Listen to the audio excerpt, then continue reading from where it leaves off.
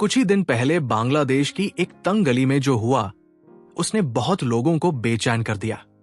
कैमरे चालू थे, भीड़ खड़ी थी और एक आदमी को जिंदा जला दिया गया। यह कोई चोरी का मामला नहीं था, नहीं किसी निजी दुश्मनी की वजह। उस आदमी की सबसे बड़ी गलती बस इतनी थी कि वो अपना नहीं था। उसकी पहचान, उसका देश, उसका कल्चर, सब कुछ उस भीड़ से अलग था। उस एक घटना ने बहुत बड़ा सवाल खड़ा कर दिया कि आखिर दुनिया इतनी बेरहम और इतनी गुस्से से भरी क्यों होती जा रही है। अगर यह घटना अकेली होती तो शायद इसे एक क्रिमिनल इंसिडेंट मानकर भूल जाते, लेकिन सच ये है कि ऐसी खबरें आज अलग अलग देशों से अलग अलग नामों से सामने आ रही है। कहीं धर्म के नाम पर, कहीं भाषा के नाम पर और कहीं कल्चर के नाम पर। हर जगह कहानी बदल जाती है, लेकिन गुस्सा वही रहता है, हम और वो का फर्क। ऐसा लगता है जैसे इंसान अब इंसान से नहीं, पहचान से लड़ रहा है। हैरानी की बात यह है कि यह सब अचानक नहीं हो रहा। लगभग 30 साल पहले एक अमेरिकी स्कॉलर सैमुअल पी हंटिंगटन ने इसी बदलती हुई दुनिया को देखकर एक किताब लिखी थी, द क्लैश ऑफ सिविलाइजेशंस। उस वक्त लोग हंस दिए थे। कोल्ड वॉर खत्म हो चुका था। दुनिया को लग रहा था कि अब लड़ाइयों का दौर खत्म हो जाएगा, लेकिन हंटिंगटन कुछ और देख रहा था, कुछ ऐसा जो उस समय साफ नहीं दिख रहा था। उसने कहा था कि आने वाले समय में दुनिया की सबसे बड़ी टकराहटें न तो जमीन के लिए होंगी, नहीं सिर्फ सत्ता या पैसों के लिए। वो टकराहटें होंगी हमारी पहचान को लेकर। हम कौन हैं, किस कल्चर से आते हैं और किसे अपना मानते हैं। उसकी बात उस दौर में बहुत ज्यादा खतरनाक और प्रोवोकेटिव लगती थी, लेकिन आज जब हम आसपास की घटनाओं को देखते हैं तो वो सवाल फिर से जिंदा हो जाता है। इस वीडियो में हम न किसी को दोषी ठहराने वाले हैं, न ही किसी एक साइड को सही साबित करने वाले हैं। हम बस ये समझने की कोशिश करेंगे कि दुनिया के अलग अलग हिस्सों में फैलता हुआ ये गुस्सा आखिर जुड़ा किस चीज से है, और क्या वाकई हम एक ऐसी दुनिया की तरफ बढ़ रहे हैं जहां लड़ाइयां बॉर्डर्स पर नहीं बल्कि लोगों के दिमाग में लड़ी जाएंगी। कहानी अभी बस शुरू हुई है, क्योंकि असली टकराव बाहर दिखाई नहीं देता, वो धीरे धीरे समाज की सोच के अंदर बनता है। Chapter 1, a multipolar multi civilizational world.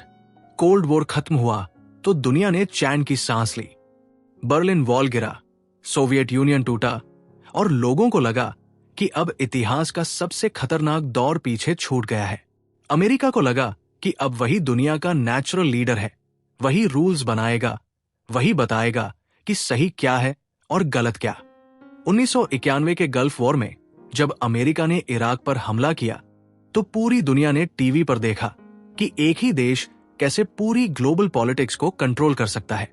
उस वक्त ऐसा लग रहा था जैसे पावर अब एक ही हाथ में हमेशा के लिए रहने वाली है, लेकिन ये शांति बस बाहर से थी, अंदर ही अंदर दुनिया बदल रही थी।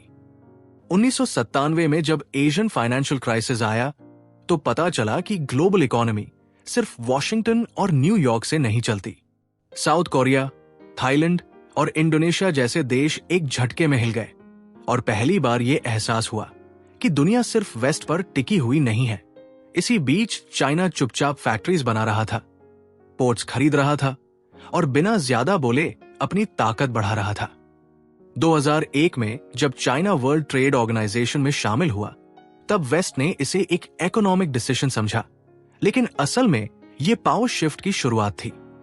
सैमुअल पी हंटिंगटन यही रुककर सवाल उठाता है कि क्या दुनिया सच में एक सिंगल सेंटर से चल सकती है। उसका कहना है कि अब दुनिया मल्टीपोलर हो रही है, जहां कई पावर्स हैं, और उससे भी ज्यादा खतरनाक बात यह है कि ये पावर्स अलग अलग सभ्यताओं से आती है। 1998 में इंडिया और पाकिस्तान के न्यूक्लियर टेस्ट्स इसी बात का संकेत थे। ये सिर्फ दो देशों की राइवलरी नहीं थी, बल्कि ये दिखा रहा था कि वेस्ट के बाहर की सिविलाइजेशंस भी अब अपनी सिक्योरिटी और आइडेंटिटी खुद तय करना चाहती है। दुनिया अब एक मंच नहीं रही, बल्कि कई अलग अलग कमरों वाला एक बड़ा घर बन चुकी थी, जहां हर कमरे में सोचने का तरीका अलग था। सवाल यह नहीं था कि कौन ज्यादा ताकतवर है, बल्कि यह था कि जब ये अलग अलग सोच एक दूसरे से टकराएंगी तो क्या होगा। और यही सवाल हमें धीरे धीरे अगले दरवाजे तक ले जाता है। Chapter 2, the changing balance of civilisations. अगर पावर सच में बदल रही थी तो इसका असर दिखना ही था। 2008 का ग्लोबल फाइनेंशियल क्राइसिस इसका सबसे बड़ा सबूत बना। जिस अमेरिका और यूरोप को दुनिया इकोनॉमिक स्टेबिलिटी का मॉडल मानती थी, वही बैंक्स गिरने लगे, जॉब्स खत्म हो गई और आम लोग सड़कों पर आ गए। उसी वक्त चाइना ने मैसिव स्टिम्युलस पैकेज दिया और अपनी इकोनॉमी को संभाल लिया। पहली बार ऐसा लगा कि वेस्ट सिर्फ ताकत खो नहीं रहा, बल्कि कंट्रोल भी खो रहा है। इसी दौरान मिडिल ईस्ट में एक और बदलाव साफ दिखा। 2011 की अरब स्प्रिंग को शुरू में डेमोक्रेसी की लहर कहा गया, लेकिन बहुत जल्दी ये साफ हो गया कि ये सिर्फ पॉलिटिकल चेंज नहीं था। इजिप्ट, लीबिया और सीरिया में जो केओस फैला, वो दिखाता था कि जब पॉपुलेशन, रिलीजन और आइडेंटिटी एक साथ उबलती है तो बैलेंस पूरी तरह बिगड़ जाता है। हंटिंगटन इसे सिविलाइजेशन बैलेंस का शिफ्ट मानता है, जहां यंग पॉपुलेशन और शेयर्ड आइडेंटिटी मिलकर पूरे रीजन को अनस्टेबल बना देती है। अफ्रीका में नाइजीरिया का बोको हरम और यूरोप में रेफ्यूजी क्राइसिस भी इसी बदलाव की कड़ी थे। जब लाखों लोग सीरिया से निकलकर जर्मनी और फ्रांस पहुंचे तो टकराव बॉर्डर पर नहीं, सोसाइटी के अंदर दिखा। सवाल जॉब्स का नहीं था, सवाल यह था कि ये लोग हमारे जैसे नहीं हैं। यही वो मोमेंट था जहां बैलेंस सिर्फ मिलिट्री या इकोनॉमी का नहीं रहा, बल्कि कल्चर का बन गया। हंटिंगटन इशारा करता है कि सिविलाइजेशंस अब खुद को कमजोर नहीं, बल्कि असर्टिव महसूस करने लगी है। रशिया का क्राइमिया पर कब्जा इसका एक एग्जाम्पल है। ये सिर्फ जमीन लेने का मामला नहीं था, बल्कि ऑर्थोडॉक्स आइडेंटिटी और हिस्टोरिकल प्राइड को वापस लाने की कोशिश थी। वेस्ट इसे इंटरनेशनल लॉ की वायलेशन कहता रहा, लेकिन रशिया इसे अपनी सिविलाइजेशन की रक्षा मानता रहा। यहां आकर एक अजीब सा सवाल खड़ा होता है। अगर हर सिविलाइजेशन खुद को फिर से मजबूत महसूस करने लगी है, अगर हर कोई अपनी पहचान बचाने और बढ़ाने में लगा है, तो क्या दुनिया सच में एक जैसी दिशा में आगे बढ़ रही है, या फिर हम उस मोड़ पर खड़े हैं जहां बैलेंस बदलते ही टकराव तय हो जाता है? और अगर ऐसा है तो क्या कभी पूरी दुनिया एक जैसी बन सकती है, या ये सिर्फ एक खूबसूरत भ्रम है? यही सवाल हमें अगली कहानी की तरफ खींच ले जाता है। Chapter 3, universal civilisation. Cold war के बाद वेस्ट को एक गलतफहमी हो गई थी। उसे लगा कि अब पूरी दुनिया वही बनना चाहती है जो वो है, वही डेमोक्रेसी, वही लाइफस्टाइल, वही सोच, वही फ्रीडम की डेफिनेशन। 1990 के दशक में जब मैकडोनल्ड्स, कोका कोला और हॉलीवुड हर देश में पहुंचे, तो लगा जैसे पूरी दुनिया धीरे धीरे एक ही रंग में रंग रही है। अमेरिका में बैठे लोगों को यह प्रूफ लगने लगा कि अब एक ग्लोबल कल्चर बन चुकी है। लेकिन 2006 में डेनमार्क से एक छोटी सी खबर आई जिसने इस सोच को हिला दिया। एक दानिश न्यूज़पेपर ने कुछ कार्टून्स छापे जिन्हें वेस्ट ने फ्रीडम ऑफ एक्सप्रेशन कहा, लेकिन मिडिल ईस्ट और साउथ एशिया में सड़कों पर आग लग गई, दंगे हुए, जाने गई और कई देशों ने डेनमार्क के प्रोडक्ट्स का बॉयकॉट कर दिया। वेस्ट हैरान था कि एक कार्टून पर इतनी नाराजगी क्यों, और बाकी दुनिया हैरान थी कि वेस्ट इतना इनसेंसिटिव कैसे हो सकता है। यही हंटिंगटन का सवाल सामने आता है। अगर सिविलाइजेशन सच में यूनिवर्सल होती तो रिएक्शन भी यूनिवर्सल होता, लेकिन ऐसा नहीं हुआ। जो चीज वेस्ट के लिए राइट थी, वही बाकी दुनिया के लिए इंसल्ट बन गई। इसका मतलब साफ था, दुनिया एक जैसी नहीं सोचती और शायद कभी सोचेगी भी नहीं। 2010 के बाद फ्रांस में बुर्का बैन हुआ। सरकार ने कहा यह सेक्युलर वैल्यूज के लिए जरूरी है, लेकिन मुस्लिम कम्युनिटीज ने इसे अपनी पहचान पर हमला माना। कानून एक था, लेकिन उसे देखने का नजरिया पूरी तरह अलग। वेस्ट इसे इंटीग्रेशन कहता रहा और माइनॉरिटीज इसे इरेजर महसूस करती रही। यूनिवर्सल बनने की कोशिश असल में टकराव की वजह बनती जा रही थी। हंटिंगटन यहीं पर क्वाइटली इशारा करता है कि यूनिवर्सल सिविलाइजेशन एक इल्यूजन है। दुनिया कॉपी पेस्ट नहीं होती। हर सोसाइटी अपनी हिस्ट्री, रिलीजन और दर्द के साथ जीती है। जब एक सिविलाइजेशन खुद को नॉर्मल और बाकी को प्रॉब्लम समझने लगती है, वहीं से दूरी शुरू होती है और यही दूरी आगे जाकर दीवार बन जाती है। अब सवाल ये उठता है कि अगर वेस्ट खुद को यूनिवर्सल मानता है और बाकी दुनिया खुद को अलग महसूस करती है, तो इस गैप का नतीजा क्या होगा? क्या ये गैप भर पाएगा या और गहराता जाएगा? Chapter 4, the west and the rest. West और बाकी दुनिया के बीच का फर्क सिर्फ सोच का नहीं है, पावर का भी है। 2003 में जब अमेरिका ने इराक पर हमला किया तो ऑफिशियल वजह बताई गई वेपन्स ऑफ मास डिस्ट्रक्शन। बाद में वो हथियार कभी मिले ही नहीं, लेकिन तब तक एक पूरा देश टूट चुका था। वेस्ट ने इसे डेमोक्रेसी एक्सपोर्ट करने की कोशिश कहा और मिडिल ईस्ट ने इसे डोमिनेशन महसूस किया। इसी दौरान अफगानिस्तान में भी यही पैटर्न दिखा। तालिबान हटाए गए, नई सरकार बनाई गई, इलेक्शंस हुए, लेकिन ग्राउंड पर लोगों को लगा कि उनकी जमीन पर उनके फैसले कोई और ले रहा है। वेस्ट रूल्स बना रहा था और लोकल कल्चर एडजस्ट करने को मजबूर हो रहा था। यही मजबूरी धीरे धीरे गुस्से में बदलती गई। 2015 में जब ईसिस ने पेरिस पर हमला किया तो वेस्ट शॉक था। सवाल पूछा गया, दे हेट आवर फ्रीडम। लेकिन हंटिंगटन का लॉजिक यहां अनकंफर्टेबल हो जाता है। वो कहता है कि शायद ये सिर्फ फ्रीडम से नफरत नहीं है, बल्कि ह्यूमिलिएशन और इंटरफेरेंस की अक्यूमुलेटेड एंगर है। जब एक सिविलाइजेशन बार बार दूसरे को बताती है कि उसे कैसे जीना चाहिए, तो रेजिस्टेंस पैदा होना तय है। इसी टेंशन का दूसरा फेस एशिया में दिखा। जब अमेरिका साउथ चाइना सी में मिलिट्री प्रेजेंस बढ़ाता है, तो चाइना इसे सिक्योरिटी इशू नहीं, रिस्पेक्ट इशू मानता है। वेस्ट इसे इंटरनेशनल ऑर्डर कहता है, चाइना इसे वेस्टर्न ऑर्डर कहकर देखता है। दोनों की लैंग्वेज अलग है, मीनिंग अलग है, और यही मिसअंडरस्टैंडिंग कॉन्फ्लिक्ट को जन्म देती है। वेस्ट खुद को रूल मेकर समझता है और बाकी दुनिया उसे रूल एनफोर्सर की तरह देखती है। यही नजरिए का फर्क सबसे खतरनाक है, क्योंकि यहां टकराव गन से पहले वर्ड्स में होता है और इंटेंशंस से पहले परसेप्शंस में।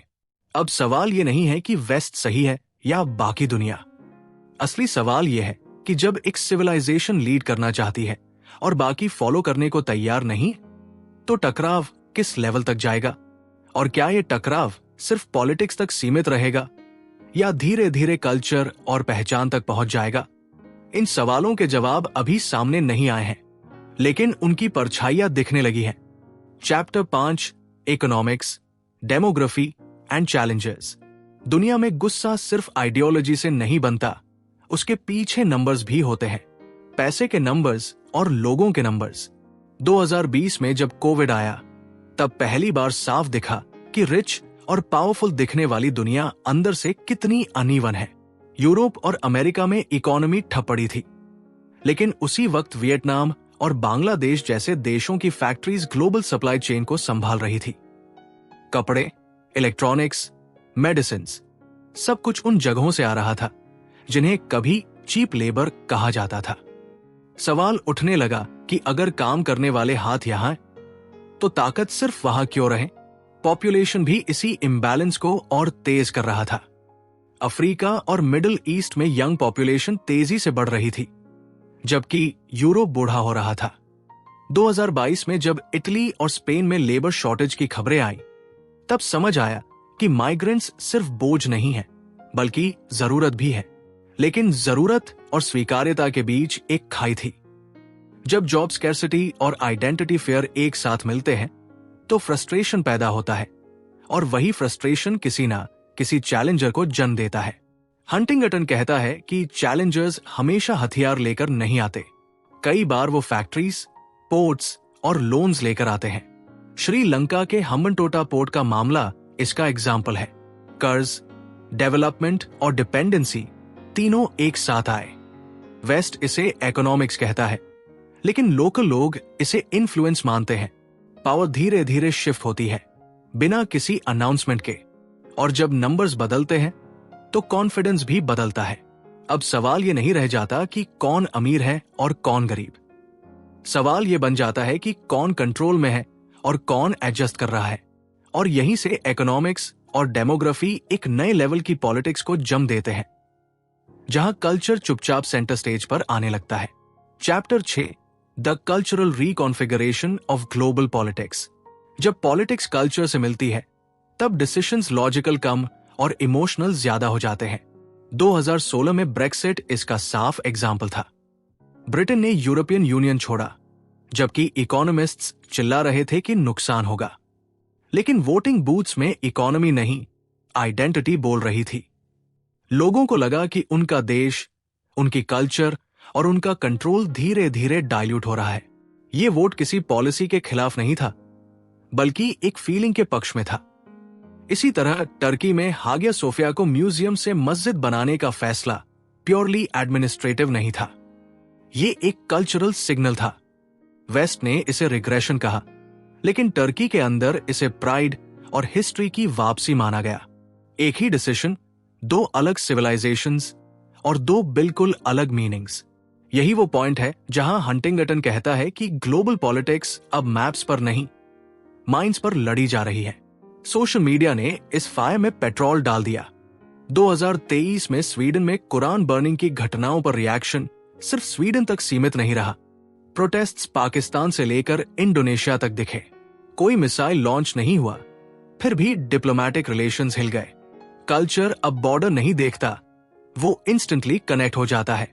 पॉलिटिक्स अब स्पीचेस से नहीं, सिंबल से चलने लगी है।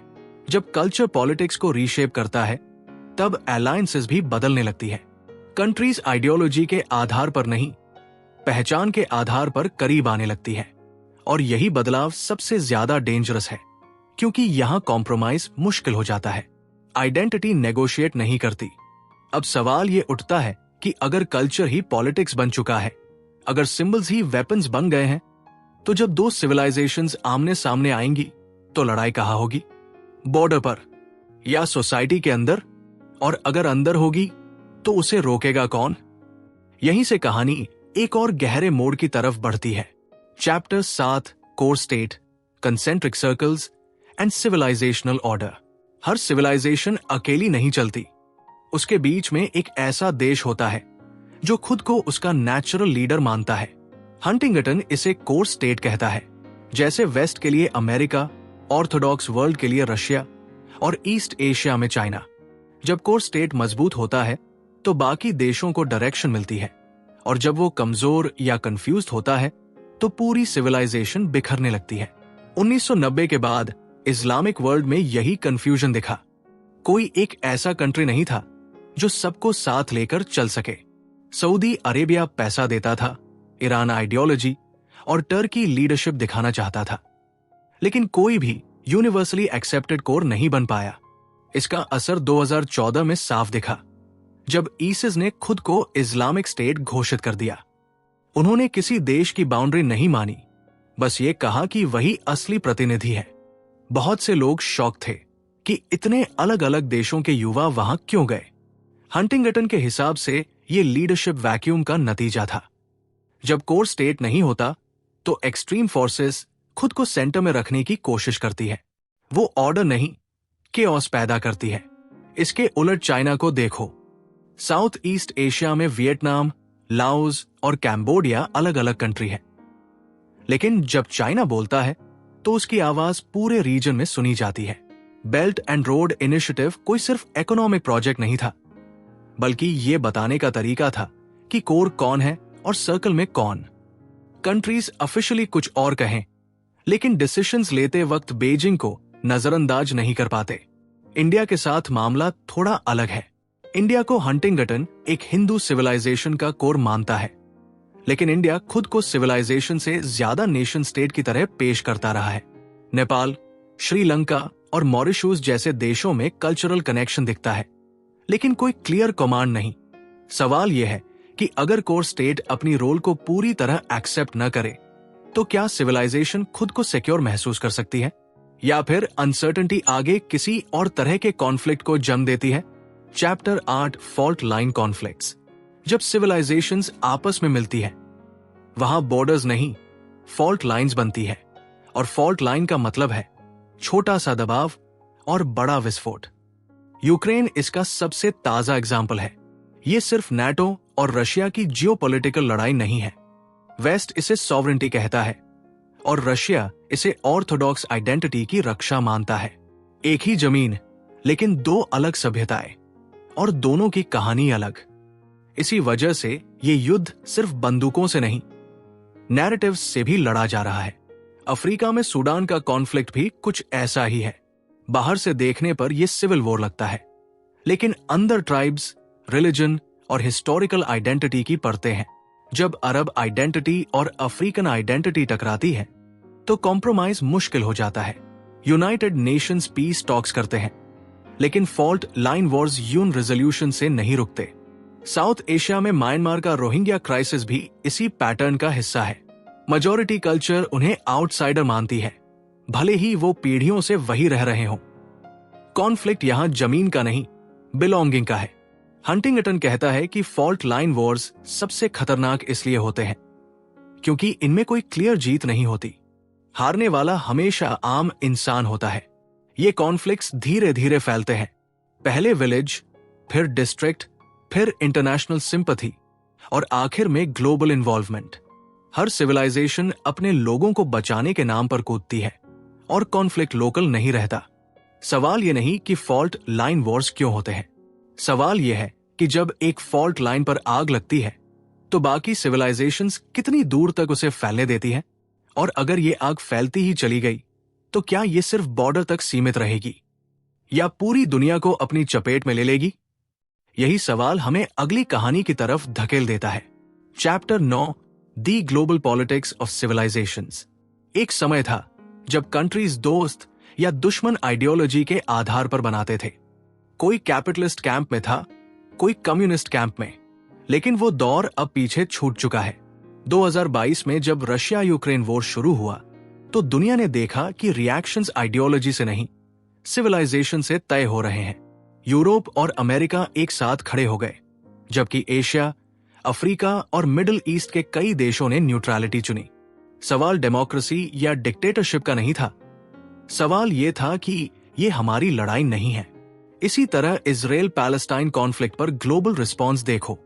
वेस्ट इसे लार्जली सिक्योरिटी और टेररिज्म के लेंस से देखता है, जबकि मुस्लिम मेजॉरिटी देशों में इसे आइडेंटिटी और ह्यूमिलिएशन से जोड़ा जाता है।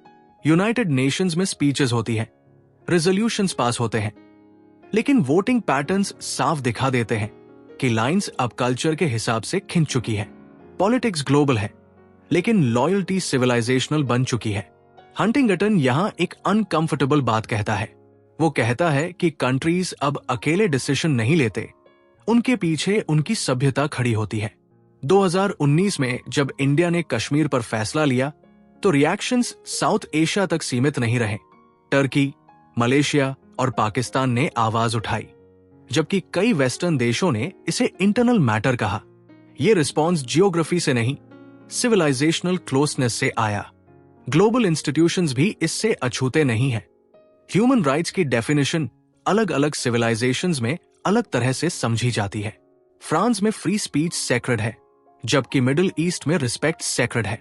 जब ग्लोबल पॉलिटिक्स इन दो वैल्यूज को एक ही स्केल पर तौलने की कोशिश करती है तो फ्रिक्शन पैदा होता है। हंटिंगटन का कहना है कि यही फ्रिक्शन आने वाले समय की फॉरेन पॉलिसी तय करेगा।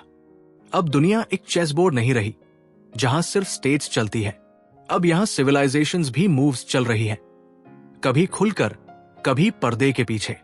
सवाल यह नहीं है कि ये पॉलिटिक्स कितनी कॉम्प्लेक्स हो गई है, असली सवाल यह है कि जब सिविलाइजेशंस खुद पॉलिटिक्स बन जाए तो वॉर का नेचर कैसा होगा। Chapter 10, from transition war to fault line war.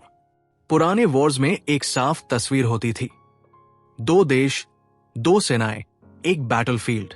1971 का इंडिया पाकिस्तान वॉर या ईरान इराक वॉर जैसे कॉन्फ्लिक्ट्स में दुश्मन साफ दिखता था, लेकिन आज की लड़ाइयां वैसी नहीं रही। 2023 में इजराइल हमास कॉन्फ्लिक्ट ने दिखा दिया कि अब वॉर सिर्फ आर्मी से नहीं, आइडियोलॉजी, सिंपैथी और ग्लोबल ओपिनियन से भी लड़ा जाता है। हंटिंगटन इसे ट्रांजिशन वॉर से फॉल्ट लाइन वॉर की तरफ शिफ्ट कहता है। ट्रांजिशन वॉर वो थे जहां पावर बदल रही थी, लेकिन रूल्स क्लियर थे। फॉल्ट लाइन वॉर्स में रूल्स धुंधले हो जाते हैं। सीरिया इसका सबसे खतरनाक एग्जाम्पल है। शुरुआत प्रोटेस्ट से हुई, फिर सिविल वॉर बना और फिर अलग अलग सिविलाइजेशंस इसमें कूद पड़ी। रशिया एक तरफ, वेस्ट दूसरी तरफ, ईरान अपनी वजह से और टर्की अपनी चिंता के साथ। एक देश लेकिन कई सिविलाइजेशंस की लड़ाई। इन वॉर्स में एंड डेट नहीं होती, अफगानिस्तान में अमेरिका 20 साल रहा, फिर भी कॉन्फ्लिक्ट खत्म नहीं हुआ, क्योंकि असल लड़ाई गवर्नमेंट की नहीं, आइडेंटिटी की थी। जब वॉर आइडेंटिटी पर हो तो सीज फायर सिर्फ कागज पर होता है। जमीन पर लोग अपनी मेमोरी और रिजेंटमेंट लेकर चलते रहते हैं। सबसे खतरनाक बात यह है कि फॉल्ट लाइन वॉर्स कॉन्टेजियस होते हैं। एक जगह आग लगती है और नियर बाय सिविलाइजेशंस खुद को थ्रेटन महसूस करने लगती है। 2020 के नागोर्नो करबक कॉन्फ्लिक्ट में टर्की और आर्मेनिया के सपोर्टर्स पूरी दुनिया में आमने सामने आ गए। लड़ाई सिर्फ कॉकेसस में नहीं थी, डायस्पोरा के दिमाग में भी चल रही थी। अब सवाल ये उठता है कि अगर वॉर्स की नेचर ही बदल चुकी है, अगर जीत और हार की डेफिनेशन क्लियर नहीं रही, तो क्या इन्हें रोका जा सकता है, या फिर ये वॉर्स धीरे धीरे नॉर्मलाइज होते जाएंगे और हम उन्हें न्यू नॉर्मल मान लेंगे? इस सवाल का जवाब अभी अधूरा है और शायद सबसे ज्यादा अनसेटलिंग भी। Chapter 11, the dynamics of fault line Wars. Fault line Wars की सबसे खतरनाक बात यह नहीं होती कि वो शुरू कैसे होती है, बल्कि ये होती है कि वो खत्म कैसे नहीं होती।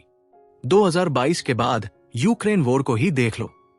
हर कुछ महीनों में उम्मीद जगती है कि शायद सीज फायर हो जाए, टॉक्स शुरू हो जाए, लेकिन ग्राउंड रियलिटी वही रहती है। वजह साफ है, ये सिर्फ टेरिटोरी की लड़ाई नहीं है। वेस्ट इसे इंटरनेशनल ऑर्डर की लड़ाई मानता है और रशिया इसे अपनी हिस्टोरिकल और कल्चरल सर्वाइवल से जोड़ता है। जब स्टेक्स सिविलाइजेशन तक पहुंच जाती है तो कॉम्प्रोमाइज बिट्रेल लगने लगता है। हंटिंगटन बताता है कि ऐसे वॉर्स में पार्टीज कम नहीं होती, बल्कि बढ़ती जाती है। बॉस्निया वॉर इसका एग्जाम्पल है। एक 990 में एक छोटा सा बाल्कन कॉन्फ्लिक्ट धीरे धीरे ऑर्थोडॉक्स, कैथोलिक और मुस्लिम आइडेंटिटीज की लड़ाई बन गया। बाहर से देखने वालों को यह एथनिक वॉर लगा, लेकिन अंदर से यह फॉल्ट लाइन वॉर थी, जहां हर साइड को लग रहा था कि अगर आज पीछे हटे तो कल उनकी पहचान मिट जाएगी। इन वॉर्स की एक और खासियत है मेमोरी। रवांडा जेनोसाइड को 3 दशक हो चुके हैं, लेकिन हुतू और तुत्सी के बीच का डर अब भी पूरी तरह खत्म नहीं हुआ। फॉल्ट लाइन वॉर्स गन से ज्यादा मेमोरीज से जिंदा रहती है। नई जेनरेशन लड़ाई शुरू नहीं करती, लेकिन पुरानी कहानी सुनकर उसे आगे बढ़ा देती है। यही वजह है कि पीस एग्रीमेंट्स भी फ्रेजाइल रहते हैं। टेक्नोलॉजी ने इस डायनामिक को और डेंजरस बना दिया है। 2021 में गाजा कॉन्फ्लिक्ट के दौरान मिसाइल्स जितनी तेजी से चली, उतनी ही तेजी से नैरेटिव्स भी चली। ट्विटर, इंस्टाग्राम और व्हाट्सएप पर वीडियोस और स्टोरीज ने लोगों को इमोशनली मोबिलाइज कर दिया। वॉर अब फ्रंट लाइन पर नहीं, मोबाइल स्क्रीन्स पर भी लड़ी जाती है। और जब इमोशंस ग्लोबल हो जाते हैं तो कॉन्फ्लिक्ट भी लोकल नहीं रह पाता। अब सवाल यह नहीं रह जाता कि फॉल्ट लाइन वॉर्स क्यों फैलती है। सवाल यह है कि अगर हर जेनरेशन अपनी पहचान को खतरे में महसूस करती रही, तो क्या कोई ऐसी पॉइंट आएगी जहां यह साइकिल टूटेगी, या फिर ये वॉर्स खुद को बार बार रिप्रोड्यूस करती रहेंगी, बस जगह और नाम बदलते रहेंगे। Chapter 12, the west, unique not universal. किताब का आखिरी हिस्सा वेस्ट के लिए एक तरह की चेतावनी है। हंटिंगटन यहां वेस्ट को अटैक नहीं करता, बल्कि उसे आईना दिखाता है। वो कहता है कि वेस्ट की values, democracy, individual freedom, rule of law unique है, लेकिन ये मान लेना कि पूरी दुनिया इन्हें उसी तरह अपनाएगी सबसे बड़ी गलती है। 2021 में अफगानिस्तान से अमेरिका की वापसी इसका सबसे बड़ा एग्जाम्पल बन गई। 20 साल की कोशिशों के बाद भी वेस्टर्न मॉडल वहां रूट नहीं पकड़ पाया। सवाल रिसोर्सेज का नहीं था, सवाल रेलेवेंस का था। जापान को देखो, वो मॉडर्न है, टेक्नोलॉजिकली एडवांस्ड है, लेकिन कल्चरली वेस्टर्न नहीं है। उसने वेस्ट की टेक्नोलॉजी ली, वैल्यूज नहीं, और शायद यही वजह है कि वो स्टेबल रहा। हंटिंगटन इशारा करता है कि सर्वाइवल का रास्ता इमिटेशन में नहीं, सेल्फ अवेयरनेस में है। जब वेस्ट खुद को यूनिवर्सल टीचर समझता है और बाकी दुनिया खुद को स्टूडेंट मानने से इनकार करती है, तभी टकराव पैदा होता है। यूरोप में राइजिंग राइट विंग मूवमेंट्स भी इसी टेंशन का नतीजा है। इमिग्रेशन से डर, आइडेंटिटी लॉस की फीलिंग और कल्चरल एंजाइटी, ये सब दिखाते हैं कि वेस्ट खुद भी पूरी तरह कंफर्टेबल नहीं है। अगर वेस्ट अपनी ही डाइवर्सिटी को लेकर इनसिक्योर है, तो बाकी दुनिया को कॉन्फिडेंट होने का लेक्चर कैसे दे सकता है? किताब यहां आकर एक अजीब लेकिन जरूरी बात कहती है। पीस तब नहीं आएगी जब पूरी दुनिया एक जैसी बन जाएगी। पीस तब आएगी जब सिविलाइजेशंस एक दूसरे को बदलने की कोशिश छोड़ देंगी और एक दूसरे को समझने की कोशिश शुरू करेंगी। रिस्पेक्ट यूनिफॉर्मिटी से नहीं, बाउंड्रीज से पैदा होता है। और यहीं पर पूरी कहानी एक खामोश सवाल छोड़ देती है। अगर दुनिया सच में अलग अलग सभ्यताओं की है, अगर हर सिविलाइजेशन अपनी पहचान बचाने में लगी है, तो क्या हम कोएग्जिस्ट करना सीख पाएंगे? या फिर इतिहास एक बार फिर हमें यह सिखाएगा कि इंसान सबसे पहले अपनी पहचान बचाता है, चाहे कीमत कुछ भी हो? किताब यही खत्म होती है, लेकिन यह सवाल अभी खत्म नहीं हुआ। अगर आपने ये पूरी कहानी यहां तक सुनी है, तो इसका मतलब यह है कि आप सिर्फ खबरें नहीं, उनकी जड़ समझना चाहते हैं। आज की दुनिया में जहां हर तरफ शोर है, वहां सोचकर सुनना आसान नहीं होता। और अगर आपको लगा कि ये बातें आपको अनकंफर्टेबल कर रही हैं, तो शायद यही इस किताब का असली असर है। अगर आप चाहते हैं कि ऐसी किताबें, ऐसी सोच और ऐसे सवाल आसान भाषा में आगे भी आते रहें, तो इस चैनल को सब्सक्राइब कर लीजिए। वीडियो को लाइक करना कोई छोटा काम नहीं होता। ये मुझे बताता है कि आप इस तरह के कंटेंट को आगे देखना चाहते हैं। कमेंट में ये जरूर बताइएगा कि आपको सबसे ज्यादा किस बात ने सोचने पर मजबूर किया। और अगर कोई ऐसी किताब है या कोई ऐसा टॉपिक है जिसे आप आसान भाषा में समझना चाहते हैं, तो उसका नाम भी वही लिख दीजिए। ऐसी कहानियां तभी जिंदा रहती है जब उन्हें सुना और समझा जाए। हम अगली वीडियो में एक नई किताब, एक नया सवाल और शायद एक नई बेचैनी के साथ मिलेंगे।